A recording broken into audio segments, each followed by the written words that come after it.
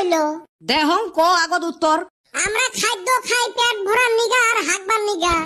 একটানা বাকি রাখলো বমি করার কথা তো কলু না আমার তো গ্যাস ট্যাস নাইকা পেট ভালো বমি হয় না গাও এরম খিসমিসে না মনে হয় মুখের ভিতরে হাত ঢুকি দিয়ে কলজে বের করি আনো আরে এই চান্দের বেটা তুই কত কোন প্রাণীটা 24 ঘন্টা ঘুমায় না মোর মতে তো একটাই প্রাণী আছে ওটা হল গার্লফ্রেন্ডের মাও শালা গার্লফ্রেন্ডের জেলায় ফোন করবো সেলাই কয় মাও বগলত আছে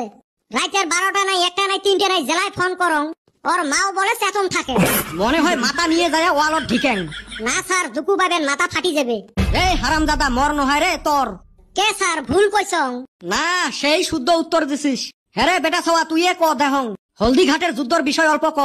এটা তো বহুত লম্বা ঘটনা শর্টকাটত কং ঠিকই আছে শর্টকাটে ক এটা আজকের থাকি বহু বছর আগের ঘটনা মোর দাদা একদিন হাটের মধ্যে হলদি বেচাবের যাবে লাগছিল তা গেটে হলদি বাড়ির নাও ঘাট